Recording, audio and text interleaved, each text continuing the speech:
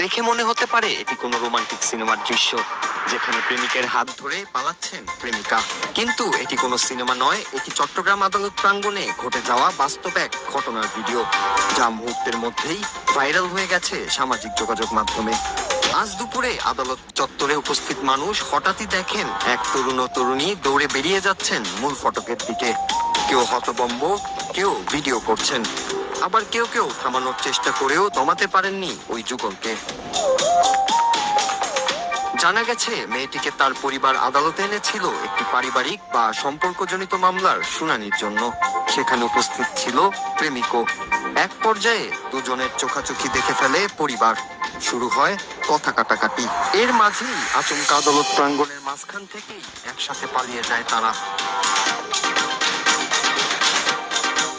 পত্র আর ছেলেটি হাত ধরে তাকে দৌড়ে নিয়ে পালিয়ে যাচ্ছে। পেছনে ভিড়, চিৎকার, আর সামনেই যেন স্বাধীনতার দৌড়, ঠিক যেন সিনেমার ক্লাইম্যাক্স।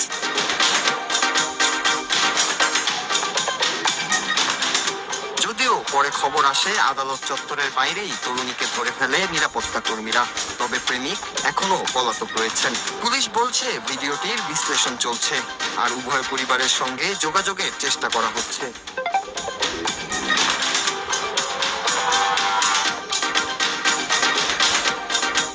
তবে এরই মধ্যে নেটিজেনরা ভাগ হয়ে পড়েছেন দুই দলে। কেউ বলছে এটাই তো আসল ভালোবাসা, আবার কেউ বলছেন আদালত প্রাঙ্গণে এমন কাণ্ড শোভা পায় না। তবে যাই হোক, ঘটনাটি এখন পুরো দেশের আলোচনার কেন্দ্রবিন্দু, আর সেই ভিডিও এখন ফেসবুক, টিকটক, ইনস্টাগ্রামের পাতায় ছড়িয়ে পড়েছে আগুনের মতো। কিন্তু পুরো ঘটনার বিস্তারিত জানা গেলেই হয়তো বোঝা যাবে এই রোমান্টিক দৌড়ের আসল। Noor Raju, Bangla TV news desk.